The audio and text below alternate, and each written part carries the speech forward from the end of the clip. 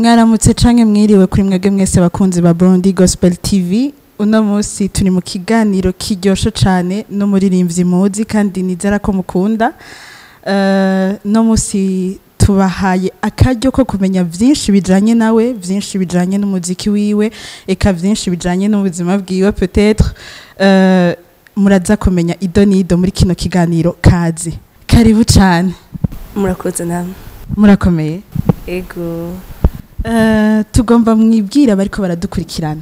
Muri bande, mwitwa bande. En fait nase kukuvuga kugira sima bimvuga ivyo ntazi, mugabo reka mwidondora akazina hama gato nyene bikijanye n'akazina kawe. Murakoze cyane, benshi banzi kwizina Fofo Favi. Ariko amazina yanje yose abavyeyi bampaye ni Florian Favi Kaneza. Ego. Hama none kubera iki abari Florian hama mukaco mwitwa Fofo Favi? Bon, ni ibintu bisanzwe. Kenshi wigiye kuraba abantu bose bitwa amazina ya Flo, atangwa na Flo usanga kenshi kuvura umwana baguhamagara Fofo. Donc na préféré abantu banyaruka kumenya gusumba. Quand même ça kazina ku star. Abash usanga twibaza Fofo Favi na kazina ku star. Oh yeah. Okay. Fofo ninde? Fofo akoriki? Fofo ni iki mu isanzwe?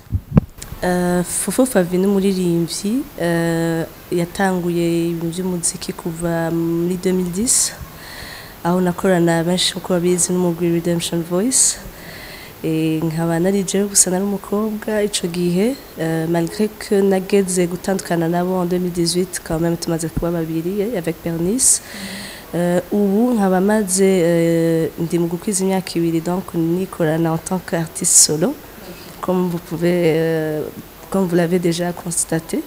Et ahanini novuga gutyo mu muziki wanje nduwo. Ego. Ivyo turabigaruka ko vy'ukuntu quand même wavuyemwo muri Redemption. Wabaye umuririmbyi abashi babaririmbyi tukunda kumva nabitangiye ndi umwana canke naho ndazi wamenye gute kuri umuririmbyi wewe? Nuko nyene nakunda kubitwenga mugabo akenshi ngabiri ugenda kwimenya kuri mutoyi nanje nyene narakunda kuririmba mugabo pour être honnête sinari nzi réellement ko noshoboye kubikora nkuko ndiko ndabikura ubu ariko ego namye ndabikunda ico nzi nuko namye ndabikunda kuva ndi muto cyane. Hama ubikunda wacugira iryojwi nk'abakuzi uririmba. C'est vrai hari ingabire umuntu uramubona mw'ingabire ni gute wamenye ko ufise iyo ngabire kuririmba ko kutagiye gucapa ko kutagiye ku ndazi gutamba par exemple mugabo wabaye umuririmbyi gute wamenye ko ufise iyo ngabire nubwo wabikunze ukiri muto? Gitwengeje nuko avant ko nshika kuririmba nagerageje effectivement byo ciye ko bimwe naratamvye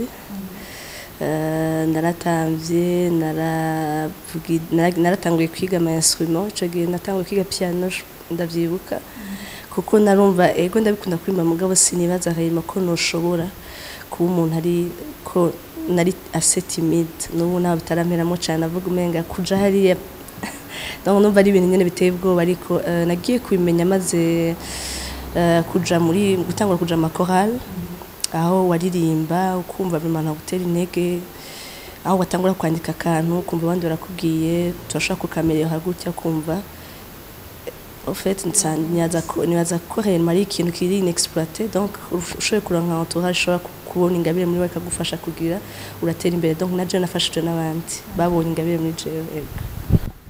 Hamwe Fofo yoba ataririmba canke hamwe yoshaka gukora ikindi kintu atari kuririmba ni ikihe kintu wumva wokora kindi? Jewe c'est être musicienne ndakunda guitare basse. Kandi iyo ndibaza kuzoyivuza mu myaka atari mike iri imbere ko natanguye deja nanyene kwiga donc ndakunda je sais pas effet ngira ko ariko guitare basse irafise uko imvugisha co kimwe na piano donc nama yasoma vraiment mwari gusanga ndimo. Misiri imbere twitege kumva Fofo bassiste.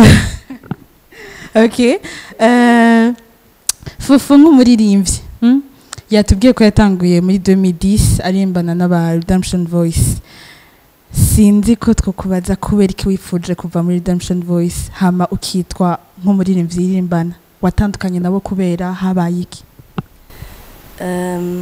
Sinza kwinjira mu detail mugabo ndemeza kuko ikintu cyose gikoze ukacumvamo amahoro ko nari navuganye nabo d'ailleurs imbere ko biba cari gihe canje ko dutandukanye c'est pas ikintu jewe cari ari ikintu ukora ugakora wumva umenga wogenda n'amafanfare. La séparation est toujours douloureuse mugabo hari igihe uba wumva ko kugira ngo ibyo ufise byose nawe ushobore kubiha abandi birakeneye ko uja hiwawe nawe ibyo bigashika. Sinaza ko ivyo nari mfise byari gushoboka nk'ikibanza gikwiye aho narindi donc cari igihe kugira ngo nande ashobore gusohoka ntanga ivy'iwanje. Kuva utangiye kuririmba wenyine kuva utandukanye na Redemption Voice umaze gusohora indirimbo zingahe? Ni ibihe bikorwa umaze gukora no musi wibuka? J'avais pas compté mais namaze gusohora hari yitwa Amateka, hari yitwa Igira Neza. Amateka nayikoranye n'uwitwa David ari muri Redemption Voice nyene.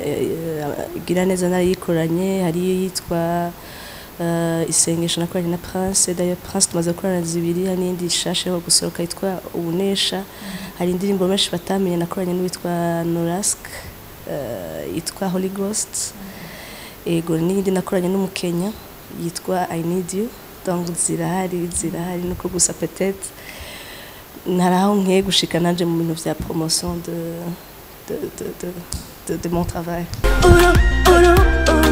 Satana byanga byemera uwe ubunesha kumusara bagasebera rangiye ugendana intsinzi kandi urubunesha umesha. Satana byanga byemera uwe ubunesha kumusara bagasebera rangiye ugendana intsinzi kandi urubunesha.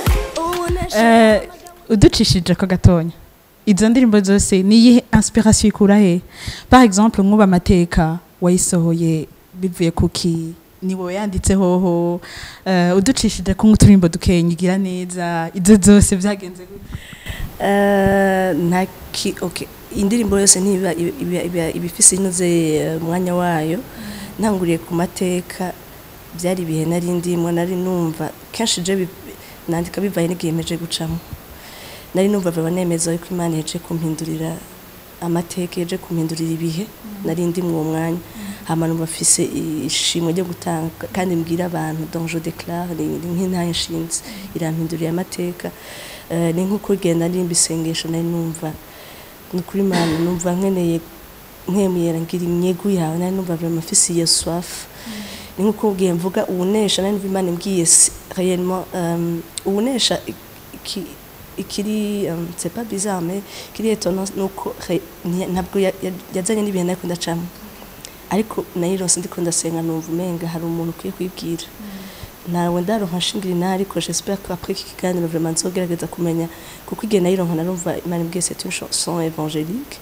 Donc yitanga sinzi umuntu ariko araca mu bintu mu mwanya kene kuyibutswa ko ari ubunesha uri umunyenkomezi wuzuye ijambo ry'ubushobozi warobanuje amavuta y'ikiguzi. Donc hari umuntu nari n'ubumenga arakeneye kubyibutswa yibutse ko c'est pas ibihuri kurabamo ariko hari icyo Imana yakuvuze kandi cyo nta kintu kigihundura. Donc biba bivaye n'ibintu byinshi, hari ibyo ndiko ndacamwe, hari genda vyumva nyene Imana inyibutsa kugira ico bw'abandi.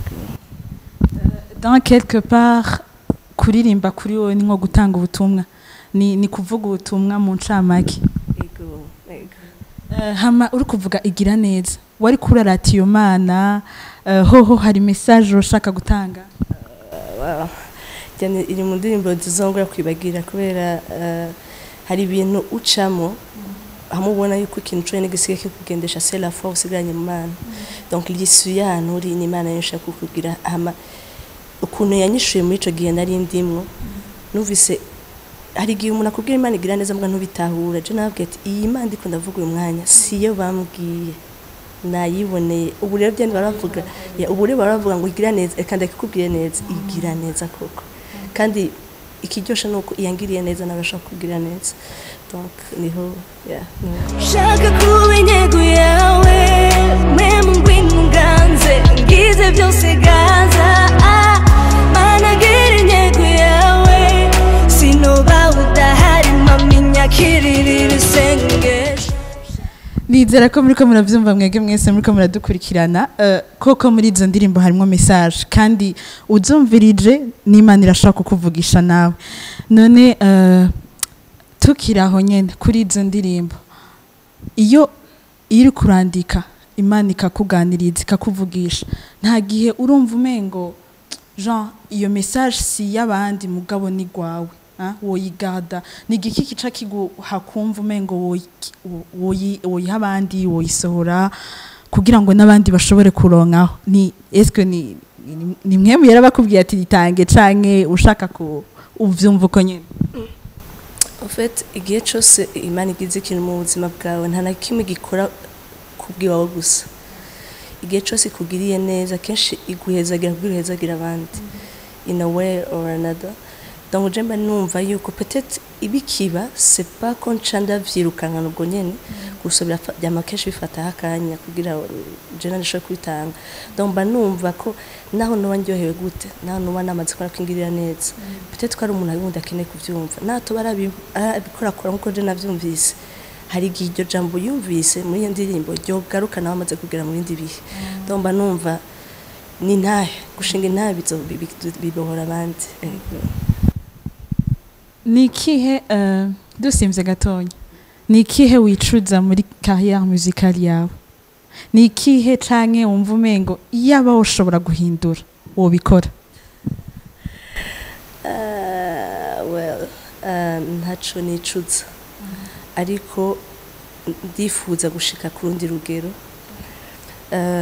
kuko jewe benshi malheureusement banzi mu miziki inyaruka ariko ugiye kura miziki kenshi numviriza kusanze je numviriza imiziki tonda kandi kenshi niyo ndiko ndandika hari imiziki myinshi nk'ubu mfise mu ikaye ntarashobora gusohora kubera ko quand même hari gihe abaririmbye nka twebwe tuba emporter ni by'abandi twibaza ko bakeneye kuronka ugasanga nibaza kwera hari hagereza ama afrobeat reka simbe ndasohora izindi mbere zigumiza nga donc ico nico numva nkeneye Imana vraiment ngeza ahantu ndakirengera nkasohora ikintu kuko nkeneye gusohoka pana ko nibaza ko audience ari cikeneye muri umwanya donc nico cyo nyene numva muri carrière yanje vraiment nkeneye Imana ihankomeza ego meje kwibuka indirimbo wigeze gusohora ukiri kumwe na Redemption Voice amahoro yanje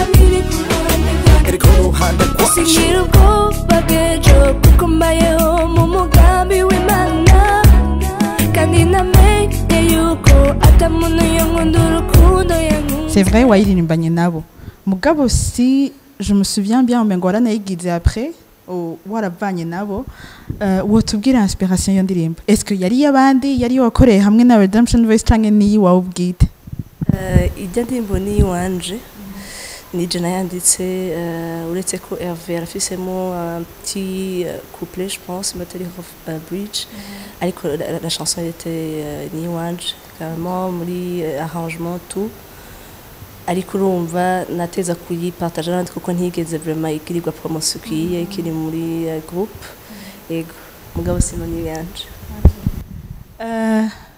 c'est vrai watubwiye ikintu wohindura nko muri carrière musicale yawe hama nk'umuririmbyi mu Burundi en général surtout wa gospel nigiki wumva genre niyihe ntererano canke nikihe novuga ni ugaya umuziki w'u Burundi hama kandi uwo guha occasion yo guhindura woshobora guhindura nta wewe fofo nk'umuririmbyi mu Burundi en général je noshiraho d'abord ikintu cyo gukundana hagati yacu nk'abartiste sinaza ko twankana mugabo non plus ntidufatana mu bwonko uko byari bikwiye plutôt turafise ukuntu hagiye ma block umenga ari abaririmba indirimbo zo mu isengero indirimbo pour moi indirimbo zose si udafise message kuri abandi si udafise ikintu kiri inyuma la motivation je niyo yamyari mélodie ishizemo c'est pas ce qui compte kuri jewe muga malheureusement hariko haraza ibintu vy'ama block abiri y'abantu qui pense que bagira indirimbo nziza parce que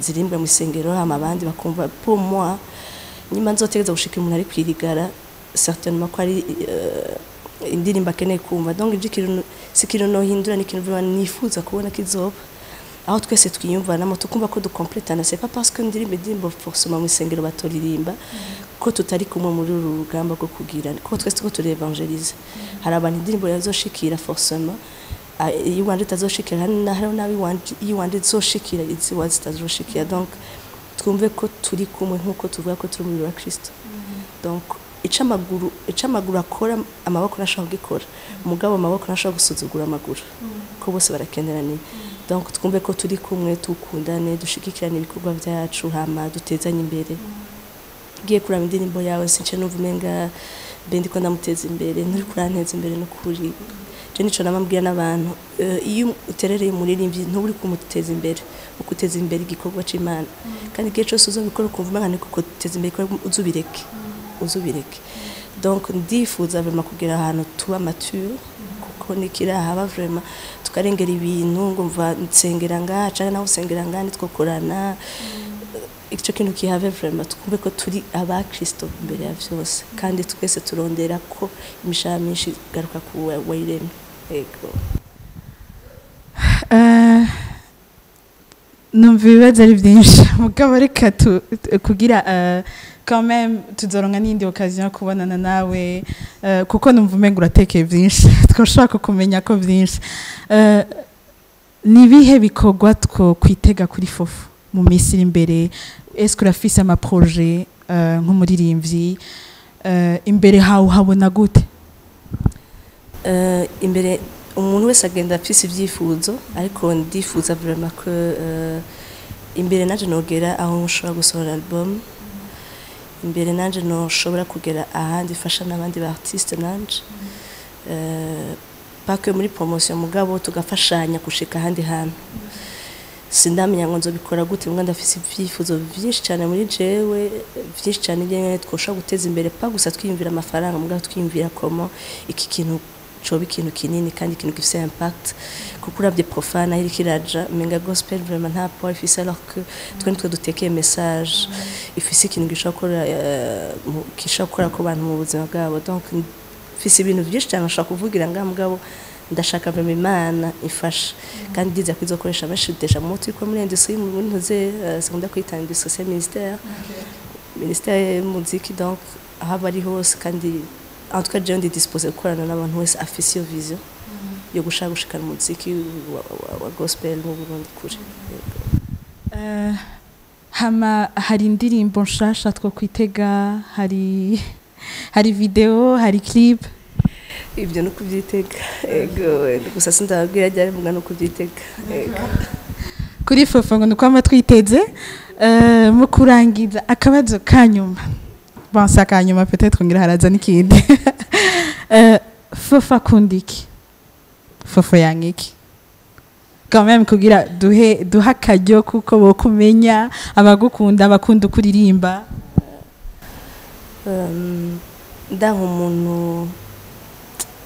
umuntu kwigirisha ni c'est pas hypocrisie mugabo ni kuba utari kugira ngo jewe umugenzi wanje cyane ndagushima je ndakunda umuntu kiye authentique ari uko ari kuko ubugenzi nta bantu bose bari parfait pour moi ukomeze kose muga as long as uri sincère muri démarche zawe moi j'aime ndakunda abantu vraiment bari real ico nkunda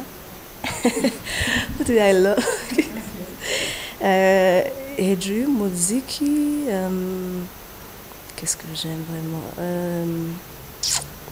gusanze nuko nganije muri carrière yindi ya professionnelle ndakunda guconcevoir ama projet ndakunda kumviriza abantu qui ont besoin yo kuba empowered mugabo ça c'est côté économique comment commencer ton petit business ndakunda ndafisa ama idées kandi amaze gufasha atari bake mugabo byo ndasanze nkora côté professionnel bitari forcément twaje kuvuga ici côté musical ndamaze gufasha abantu batari bake vraiment muri milieu rural kandi n'ibintu nkora nkunze banovumenga gushira mu cyimviro umuntu ejo nkazosanga n'umuntu akomeye umudandaji biranduvura donc en d'autres termes nubwo tutayibabajije muri abantu bakomeye muri business nyene muri ivyo bibazo harimo Jean uriga canke urakora ndakora biri clair.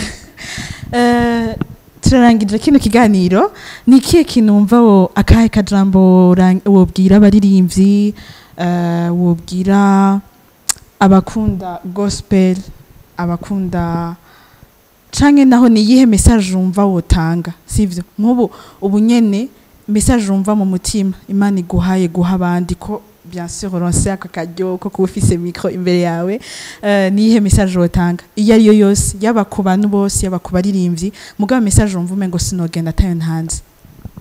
Murakoze. Ikintu maze imisi nakantu k'aka video nabonye bica kuri WhatsApp, aho bavuga bati ikintu kigiye kwica abaririmbyi ba gospel nuko twibaje ko turi muri industry.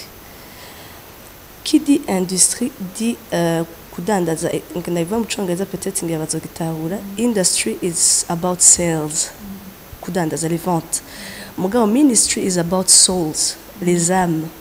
Donc je ndifuza ko ubu uye nivyo turi, je nibaza ko twogera ahantu turakeneye amahera no kuri gukora umuziki, c'est cher, ama video c'est trop cher, kandi twe nta bintu tubikura mu mugabo bigiye kwibuka yuko hari yaguhamagaye, hari donc pour moi je nkorera muri optique. OK, c'est vrai biri douloureux yuko kuramo amahera utayaronka, mugabo iciza nuko si ma chanson no musikoze kuri 1 âme 2 3 déjà jewe ndiko ndandikirwa nanje une couronne quand même.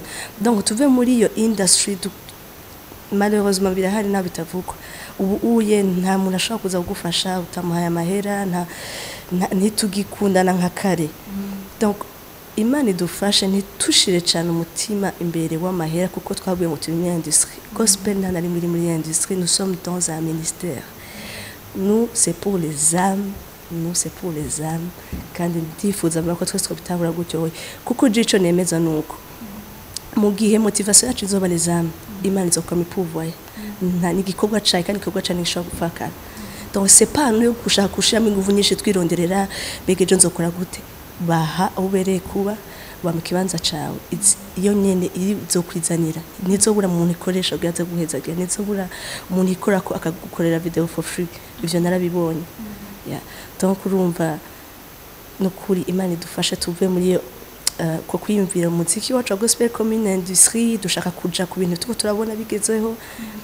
No, turi muri ministère no kuri numva ntutanakibutse. Murakoze cyane mwege muri ko muradukurikirana. Kino ganiro kigezaho kirangira, nitwo gihezana ndabisubiyemwo kuko ni byinshi twiga kuri Fofo, mugabo quand même twizera ko mwaronsa karyo canke naho twoba twagabanuye inyota mwari mufise yo gushaka kumenya Fofo uwari we, Fofo nivyo akora, peut-être mukumva n'amajambo muvamwo arakomeye cyane. Reka twizere ko mwaryohewe cyane aho muri. Fofo reka tugushimire, merci beaucoup ko nawe twitavye. Naje ndabashimiye cyane ko mwanyumviye. Nizera ko nejo Burundi Gospel niyifuza kubatuma ko muzoyitaba cyane gose. Reka tubashimire cyane namwe bwa mwadukurikiranye. Imana ibahezagira aho muri, ihezagira ibikorwa byanyu, eka mbere ihezagire mwebwe mudahengeshanya gupartaja no kulikinga ama video yacu kuri Burundi Gospel. Reka tubahe ikaze aho ubutaha mu kindi kiganiro. Murakoze cyane.